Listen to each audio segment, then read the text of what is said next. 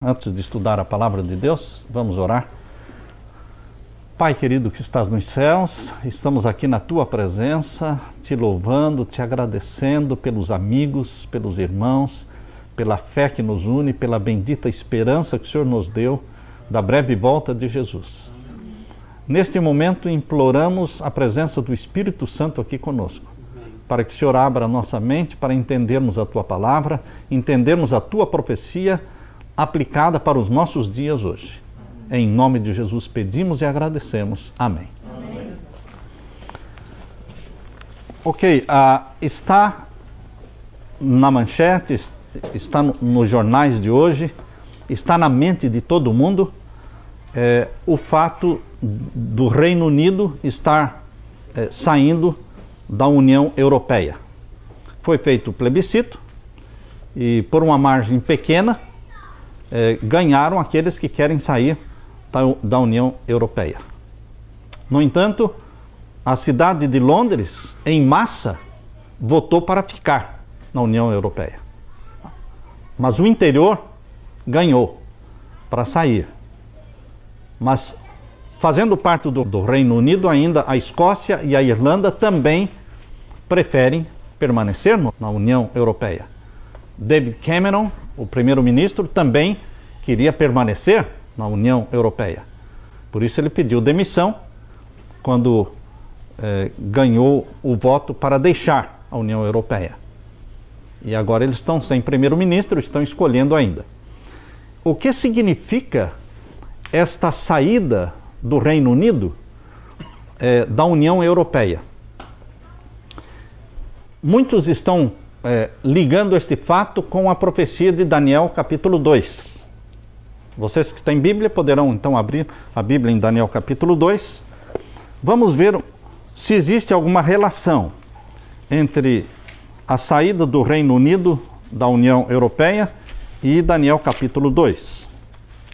Vamos fazer aqui uma pequena recapitulação do capítulo 2, bem rápida, só para refrescarmos a nossa memória.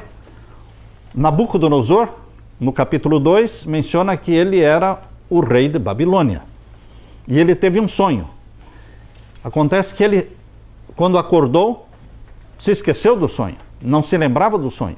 Então ele chamou os sábios de Babilônia, os astrólogos, os feiticeiros, enfim, todos aqueles que estavam na sua corte, tidos como sábios, para que o ajudassem a se lembrar do sonho e que dessem também a interpretação.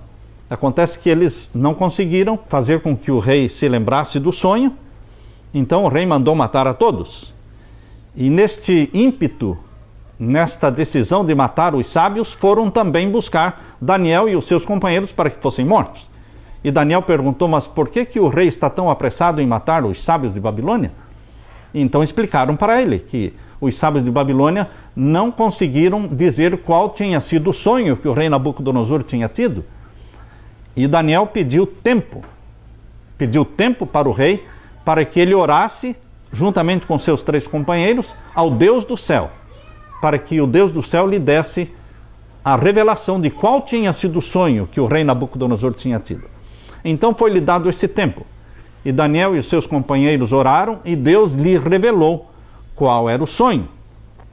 E então Daniel se apresentou diante do rei para contar ao rei qual era o sonho que o rei tinha tido. Aqui no capítulo 2, menciona então Daniel diante do rei, capítulo 2, vamos ver a partir do verso 29.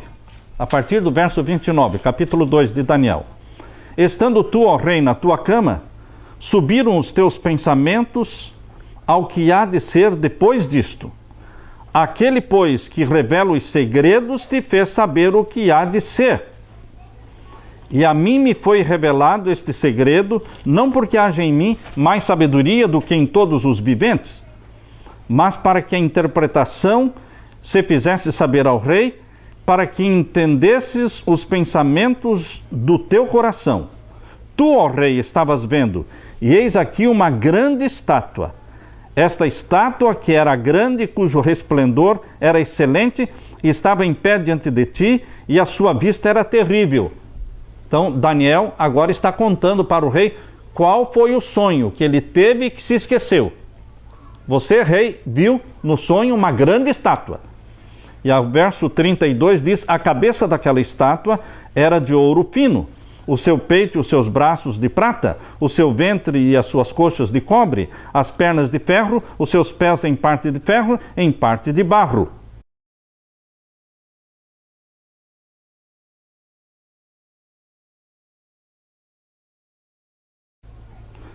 Estavas vendo, verso 34, estavas vendo isto quando uma pedra foi cortada sem mão, a qual feriu a estátua nos pés de ferro e de barro e os esmiuçou.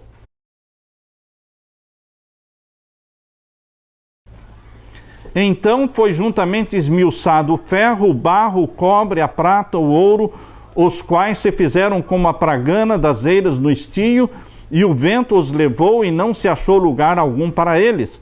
Mas a pedra que feriu a estátua se fez um grande monte e encheu toda a terra. Este é o sonho.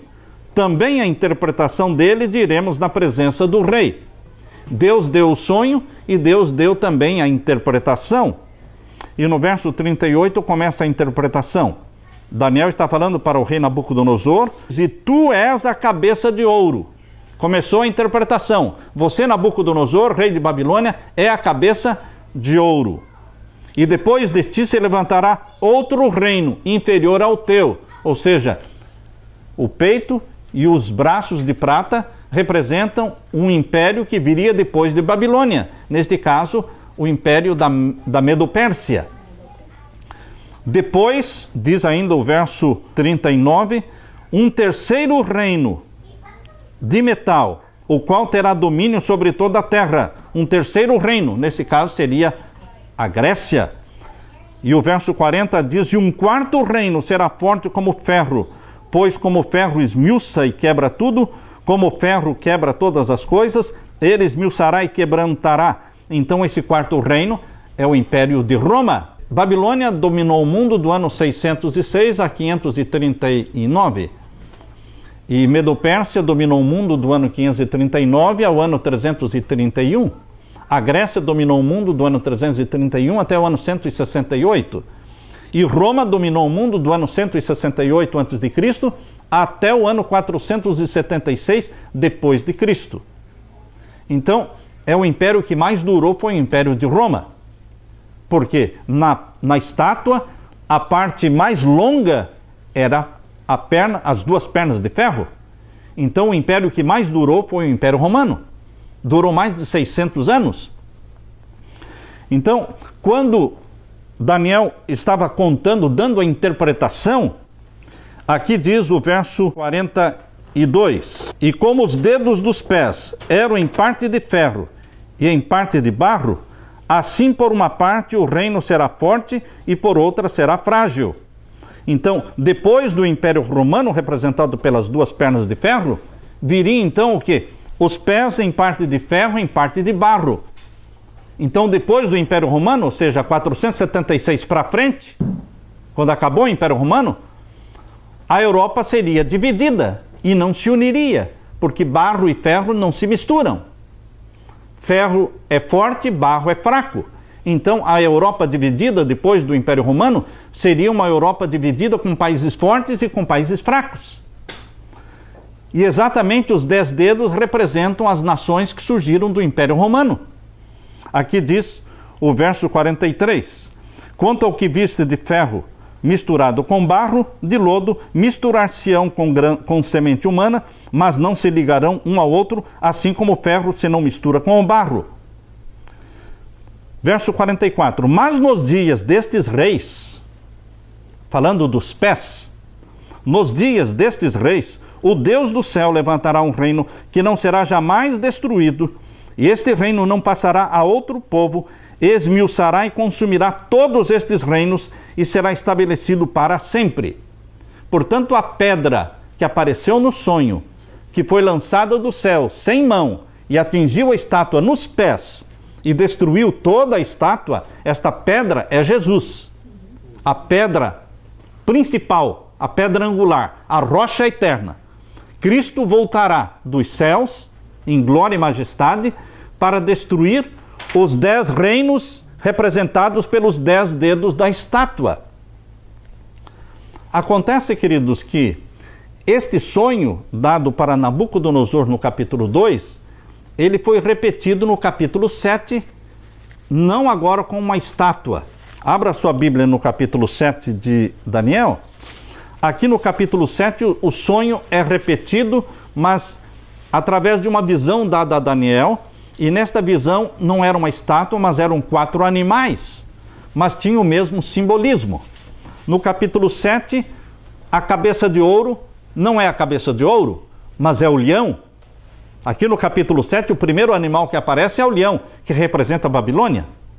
No capítulo 7, o segundo animal que aparece é o urso, representando a Medopérsia. O urso está correspondendo ao peito e braços de prata, Medopérsia, Babilônia, Medopérsia. E agora o terceiro animal que aparece no capítulo 7 é o leopardo, que corresponde ao quadril de bronze, à Grécia. E aqui já o leopardo tem mais detalhes, porque tem 4 cabeças, se referindo aos 4 generais de Alexandre. Quando Alexandre morreu, o Império Grego foi dividido nos 4 generais de Alexandre. E agora, quando chega nas pernas de ferro, no capítulo 7, não são pernas de ferro, mas é um animal terrível, com dentes de ferro e com 10 chifres. Então este animal terrível do capítulo 7, com dentes de ferro e com 10 chifres, corresponde ao Império Romano. As pernas de ferro, do capítulo 2. E os 10 dedos da estátua do capítulo 2 estão representados no capítulo 7 pelos 10 chifres. Podem ver no capítulo 7, o verso 7. Capítulo 7, verso 7. Depois disto, eu continuei olhando nas visões da noite, e eis aqui o 4º animal terrível e espantoso, e muito forte, o qual tinha dentes grandes de ferro. Ele devorava e fazia em pedaços, e pisava aos pés o que sobejava. Era diferente de todos os animais que apareceram antes dele, tinha 10 chifres. Estando eu considerando os chifres, eis que entre eles subiu um chifre pequeno, diante do qual 3 dos chifres primeiros foram arrancados. E eis que neste chifre pequeno havia olhos, como olhos de homem, e uma boca que falava grandiosamente. O capítulo 7 nos dá o detalhe de que as 10 nações que surgiram do Império Romano. Quais são as 10 nações que surgiram do Império Romano? Vamos contar. Hoje nós temos na Europa o quê? Portugal. Nós temos ali a Espanha. Eles vieram do Império Romano. Portugal eram os suevos, não é? A Espanha eram os visigodos, que hoje se chama Espanha. A França eram os francos, que hoje se chama França.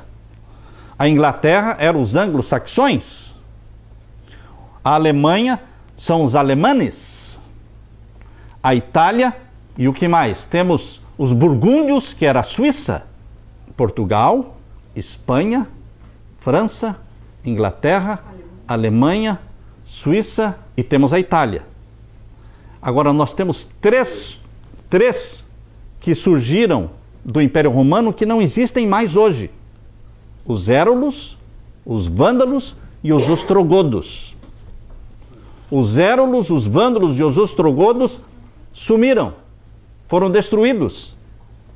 Então, daqueles 10, nós só temos quantos hoje? 7. Mas na realidade, quando a pedra descer do céu e atingir a estátua nos pés, lá em Daniel capítulo 2, vejam, em Daniel capítulo 2, verso 44, primeiro no verso 34, certo? Verso 34, primeiro, estavas vendo isto quando uma pedra foi cortada sem mão, a qual feriu a estátua nos pés de ferro e de barro, e os esmiuçou. Quando a pedra atinge os pés de ferro e de barro, quantos dedos tem? 10. Mas daqueles 10 que surgiram do Império Romano, quantos existem hoje? 7. Então alguma coisa aí está diferente. Então, nós temos que entender que aqueles 10 dedos, que representam as 10 nações que surgiram do Império Romano, tem dupla aplicação, os 10 dedos. Por quê? Porque os 10 dedos têm uma relação com o Império Romano, porque surgiram do Império Romano, mas os 10 dedos têm uma relação com a pedra, porque são tocados pela pedra. A pedra não toca a cabeça, o peito, o quadril, a perna. Não, a pedra toca os pés. Então os pés com os 10 dedos têm uma relação com a pedra, direta. Mas os pés com os 10 dedos também têm uma relação direta com o Império Romano. Então tem dupla aplicação. Quando você pensa nos 10 dedos em relação ao Império Romano, são as 10 nações que surgiram do Império Romano, que acabou em 476 depois de Cristo. Agora, quando você pensa nos 10 dedos que vão ser atingidos pela pedra na volta de Jesus, se refere não a 7, porque daqueles 10 que surgiram do Império Romano, só sobraram quantos? 7. Érulos, vândalos e ostrogodos não existem mais. Mas são 10 reinos na volta de Jesus. A pedra, que é a volta de Cristo, destrói 10 reinos terrestres, não 10 reinos da Europa. A volta de Jesus não vai destruir a Europa. A volta de Jesus vai destruir o planeta Terra. Todos os reinos da Terra, não da Europa. Estão percebendo? A visão do capítulo 7 e o sonho do capítulo 2, eles estão nos mostrando que na volta de Jesus existem 10 reinos. Agora, onde é que nós vamos encontrar no Novo Testamento uma profecia que confirme que na volta de Jesus vão existir 10 reinos na terra? Em Apocalipse capítulo 17, abra sua Bíblia, em Apocalipse capítulo 17, nós lemos no verso 12. Capítulo 17 de Apocalipse, no verso 12. Capítulo 17 fala de uma besta que tem 7 cabeças e 10 chifres e que está carregando a prostituta. E agora aqui, no capítulo 17, verso 12, diz que os 10 chifres são 7 cabeças e 10 chifres. Aqui está falando dos chifres agora, dos 10 chifres, verso 12. Os 10 chifres que viste são 10 reis, que ainda não receberam um reino. No tempo em que João recebeu esta visão, disse que são 10 reis que ainda não existem.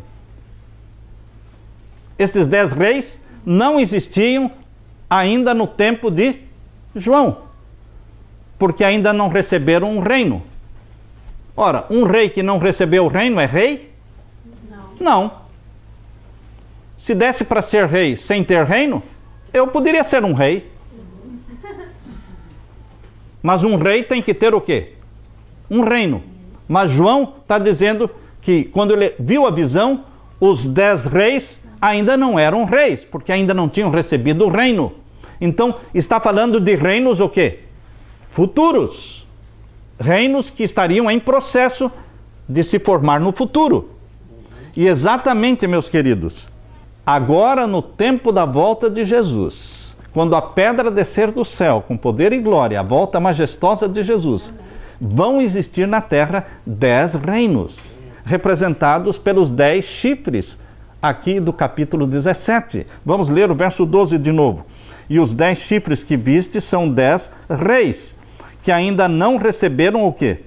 O reino, mas receberão poder como reis por 1 hora, juntamente com a besta.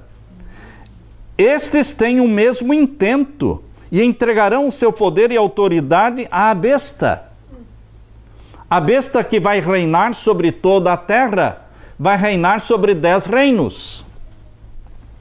É isso que o mundo que não estuda a profecia, o mundo lá fora, eles chamam de nova ordem mundial.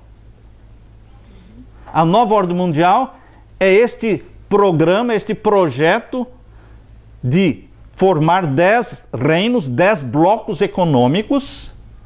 E esses 10 blocos econômicos, eles estão se formando, são blocos e reinos modernos, que vão se submeter totalmente à besta do Apocalipse, do capítulo 13.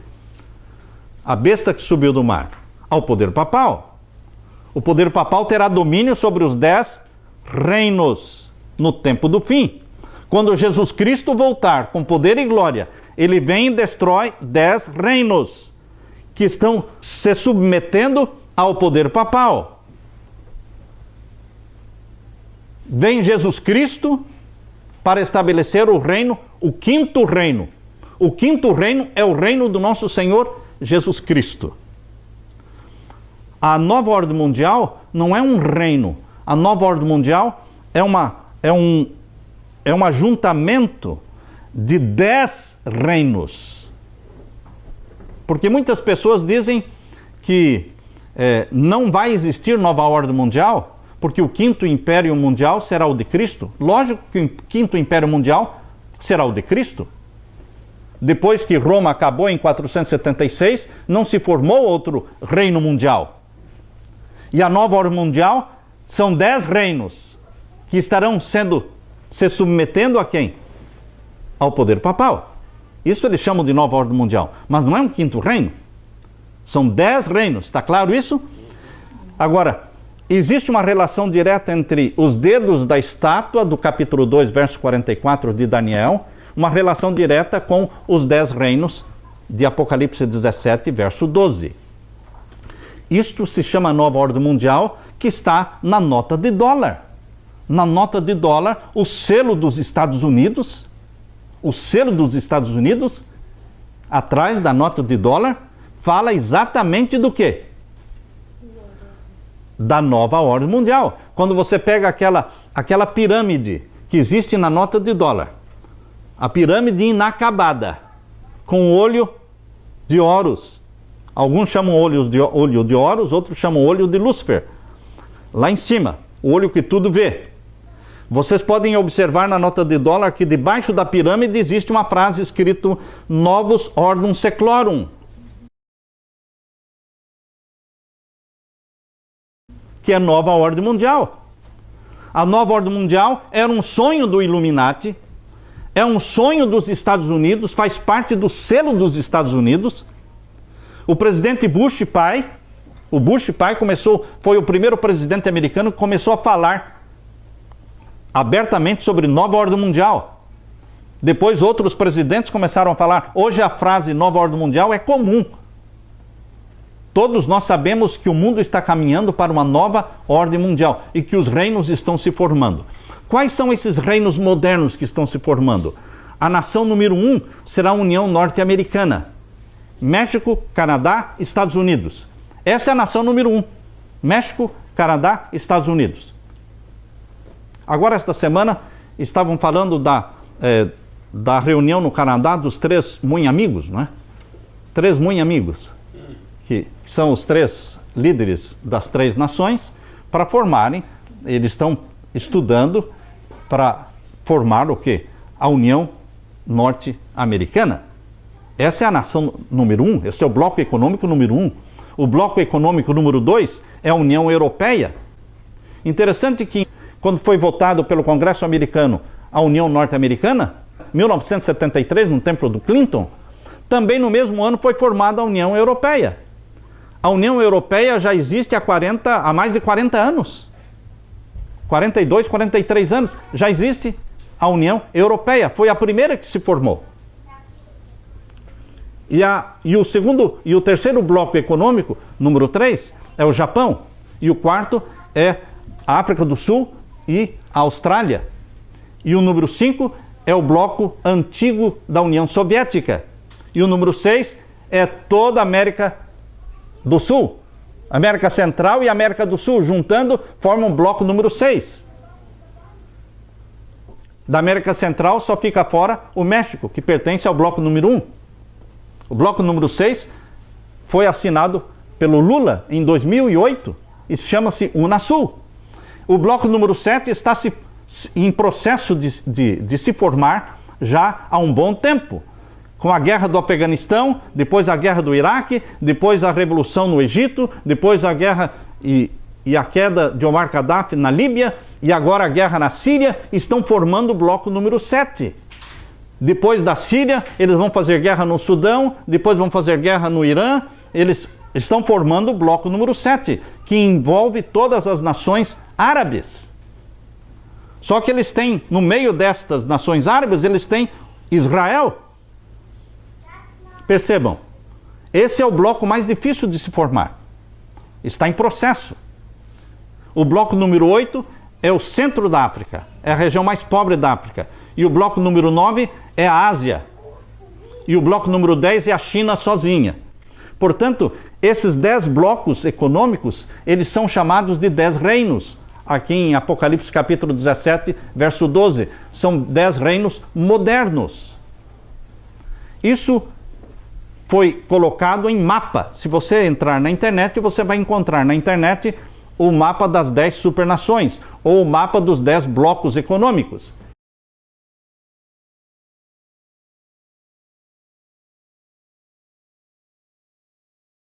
A primeira vez que foi publicado isso foi em 1943. Depois, em 1974, foi lançado um livro, A Humanidade no Seu Ponto de Virada. Esse livro, A Humanidade no Seu Ponto de Virada, tem ali as 10 supernações, os 10 blocos econômicos. Então, queridos, que relação existe entre a saída do Reino Unido da União Europeia e o sonho de Nabucodonosor de Daniel capítulo 2? Qual a relação? Alguns estão vendo a saída do Reino Unido da União Europeia como o fim da União Europeia. O que nós temos que entender é o que está acima, o que é superior à nova ordem mundial, é um projeto superior ao Reino Unido. Não é o Reino Unido que vai destruir a nova ordem mundial. Por exemplo, quando Trump fala de construir muro aqui nos Estados Unidos, na fronteira com o México, ele está falando contra a nova ordem mundial. Ele está abaixo da nova ordem mundial. A nova ordem mundial está acima dele. Ou ele se enquadra, ou ele não poderá governar contra a nova ordem mundial. Ninguém vai governar no mundo contra a nova ordem mundial, porque a nova ordem mundial é um projeto que está na profecia e que vai acontecer. Então todos têm que se submeter à nova ordem mundial. Quando o Reino Unido fez o plebiscito e a maioria votou sair da Europa, da União Europeia, eles tomaram uma decisão contra a nova ordem mundial. Agora, queridos, eles decidiram sair, mas não saíram. São 2 anos para sair. Daqui 2 anos é que vai se tornar realidade a saída do Reino Unido da União Europeia. Acontece que eles já estão pedindo um novo plebiscito.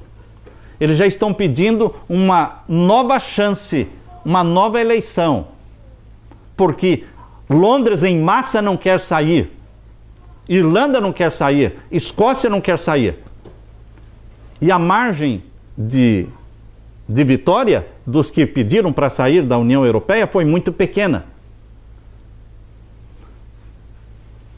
A minha maneira de ver, particularmente, é que o Reino Unido não vai sair da União Europeia.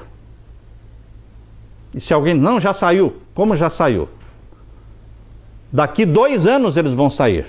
Mas daqui 2 anos, neste tempo do fim, quando os últimos acontecimentos serão rápidos. No tempo do fim, os últimos acontecimentos serão rápidos. Mas agora, no tempo do fim, que nós estamos justo às portas da volta de Jesus, 2 anos é muita coisa. E muita coisa vai acontecer até o momento em que realmente o Reino Unido tiver que concretizar a saída. O plebiscito só foi o quê? Um plebiscito. Mas eles podem ainda mudar. E mesmo que eles saiam, a União Europeia vai continuar existindo. A Inglaterra foi a última que entrou para a União Europeia. Foi a última. A União Europeia existe há 43 anos. E o Reino Unido demorou a entrar. E na realidade não entrou de corpo inteiro. Porque eles nunca aceitaram o euro-dólar. Viajando pela Inglaterra, você tem que usar a libra esterlina. A moeda deles não é o euro-dólar. Não abriram mão da sua moeda. Então eles entraram, mas não entraram de corpo inteiro.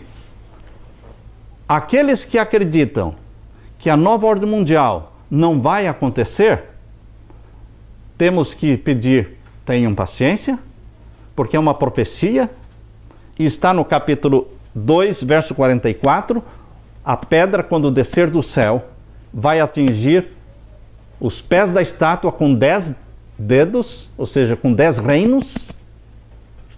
Se você pensar que aqueles 10 reinos são os que surgiram do Império Romano, então você acha que quando Cristo voltar vai destruir só a Europa?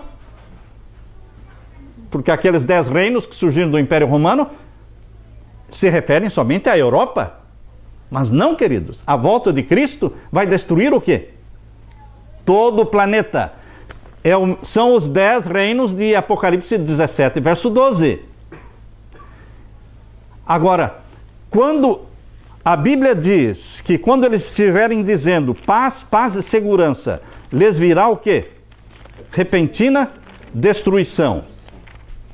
Para que eles digam paz, paz, é porque realmente, queridos, haverá um tempo curto de paz. Essa é uma profecia. Haverá um curto tempo de paz. Aqui diz em primeira carta aos Tessalonicenses, capítulo 5, diz assim, verso 2 e 3. Primeira carta aos Tessalonicenses, capítulo 5, versos 2 e 3. Porque vós mesmos sabeis muito bem que o dia do Senhor virá como o ladrão de noite. Pois que, quando disserem a paz e segurança, então lhes virá repentina destruição, como as dores de parto àquela que está grávida, e de modo nenhum escaparão. Haverá ou não haverá, segundo a profecia, um curto tempo de paz e segurança? Haverá. O mundo chama este curto período de paz e segurança de nova ordem mundial. E quanto tempo vai durar esse período da nova ordem mundial? Quanto tempo vai durar esse período em que o anticristo estará dominando o mundo? Como se fosse Cristo, mas não é. Ele é o anticristo. Em Apocalipse capítulo 13. Apocalipse capítulo 13. Fala quão curto será esse período da nova ordem mundial. Em termos mundiais, isso aqui é um período muito curto. Leia comigo agora Apocalipse 13 e o verso 5. E foi-lhe dado uma boca para proferir grandes coisas e blasfêmias. E deu-se-lhe poder para continuar por 42 meses. 42 meses. Na Idade Média foram 42 meses proféticos. A supremacia papal. 1260 anos. Mas agora, no tempo do fim, serão 42 meses literais. 3 anos e meio. Assim como Cristo teve um ministério terrestre de 3 anos e meio, John Paulin, teólogo adventista, hoje ele é diretor da Escola de Religião, Faculdade de Religião de Loma Linda, ele diz no seu livro O Evangelho de Patmos, ele diz, assim como Cristo teve um ministério de 3 anos e meio na terra, o anticristo, a besta que subiu do mar, também terá um ministério de 3 anos e meio na terra. Esse é o período chamado de nova ordem mundial, em que eles vão dizer o quê? Paz e segurança. Eles estarão achando que estarão em paz e segurança, mas vai durar nada. 3 anos e meio são nada, agora no tempo do fim. E então lhes virá repentina destruição. A volta de Jesus ocorrerá sim, quando 10 blocos, 10 reinos estiverem formados na terra. e o poder papal estiver administrando e dominando o mundo todo, a terra toda, então aparecerá o Cristo verdadeiro, o Rei dos Reis, o Senhor dos Senhores, para estabelecer o 5º Império Mundial, que não será jamais destruído. Nós estamos orando por esse dia. Nós estamos sonhando com este dia. Nós estamos clamando para que a volta de Jesus ocorra logo. Agora, nós devemos viver hoje preparados. Se tivermos que morrer hoje, estamos prontos. Porque no momento em que você abrir os olhos, na ressurreição, você verá Cristo voltando em poder e glória. Estejamos prontos hoje. E que Deus derrame o Espírito Santo sobre você, sobre todos nós, acendendo no nosso coração esta bendita esperança da volta de Cristo, e que ela seja a razão da nossa vida aqui nesta terra. Amém? Amém. Amém.